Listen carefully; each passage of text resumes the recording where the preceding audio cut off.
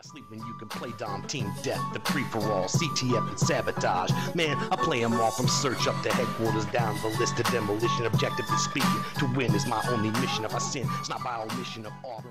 Hey there, YouTubers. Hardcore Gamer for Life here, and Modern Warfare 2, that's right.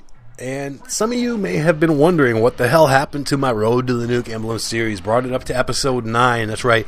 9 nukes out of the 10 needed to get the Nuke Emblem. And then I stopped the series. Why did I stop the series? Was it because I couldn't get my 10th nuke? No, it had really nothing to do with that. What happened was Modern Warfare 3 came out, and I was just enjoying the hell out of that game, guys. I just could not put it down for some months.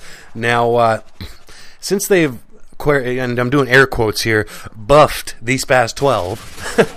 and, you know, I've been trying to get my Moab gameplay with it for my 14th episode of Good as Gold. I've been very frustrated, guys. The benefit that they gave it, of, you know, of what I can tell, basically, that they've done, is they've made the grouping a little tighter at long range. So, you know, you're going to get more one-shot long shots with this past 12 now. You know, probably about the same amount that you would have gotten, you know, when they had the extended mags glitch going. But since they took away the extended mags glitch, it's gotten back to the point of, you know, even with damage, I just get silly hit markers. You know, at 10, 15 feet away from me, I'll put 2 hit markers on a guy, and he'll just smile back and blow me away. You know, I'm on a 17 kill streak going for my Moab, and at this point, I'm about ready to drop kick a small baby, and it's not a good thing. So I decided, you know what? I am going to go play some Modern Warfare 2 because I'm getting very frustrated with this. So I dusted off my Modern Warfare 2 disc, grabbed my trusty P90, and off into the battle I went.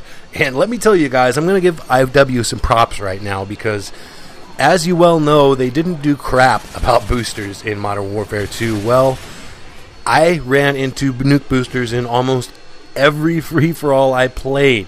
And it was basically, it was stopping me from getting my nukes because they were boosting. I was trying to get my nuke legitly in another part of the level, you know, and people weren't really killing those boosters. They were instead coming after me, trying to revenge me and stuff. And, man, it was getting pretty frustrating. And I just had to think back to all the times I've played on Modern Warfare 3 in free-for-all. And, you know, there's boosters in free-for-all. I've run into a few matches here and there. But all in all, there's not really that many boosters in Modern Warfare 3 free-for-all. And you know why? Because they throw the ban hammer down on the boosters when you report them. You know, it's actually, they've been really good about that in Modern Warfare 3. And going back and playing Modern Warfare 2, I can really see it even much more so because, damn, man, there is boosters in just about every lobby in Modern Warfare 2. And just a handful of lobbies you'll run across them in Modern Warfare 3 is really a pittance. It's really nothing compared to that. So, you know, good job, IW, for, you know, keeping an eye on the boosters, keeping an eye on the exploiters. They are banning a lot more people this time, and they're banning, you know, they're perma-banning the really bad ones, and, you know, they're just doing a lot better job of community management, so I'm going to have to give them kudos there.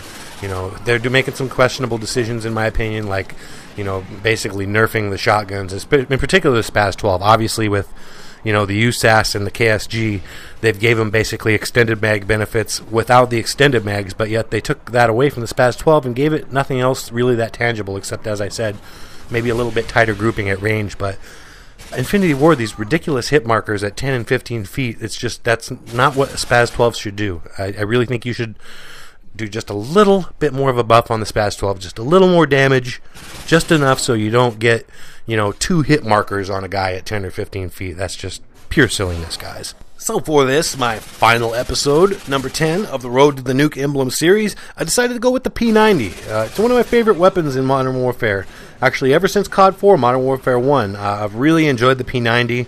I still continue to like it this day in Modern Warfare 3. Now, for my secondaries, I'm using dual G18s, which are beasts in this game, but they actually kind of suck in Modern Warfare 3. They're really not all that good. They've received a ridiculous nerf, kind of like the shotguns did. But they didn't even get any kind of a buff back, which I honestly think, like, why put them in the game if you're going to, you know, something that's remembered as that much of a rape sauce machine, just, why even put it back in the game if you're going to weaken it that much is kind of my opinion. But in any case, guys, what's the rest of my setup here? I'm rocking the Scavenger Pro, Stopping Power Pro, Ninja Pro loadout here on my perk setup. Now, as far as my kill streak setup here, I'm using the Harrier Pavlo Nuke setup, guys, and it's just a really good one in my opinion.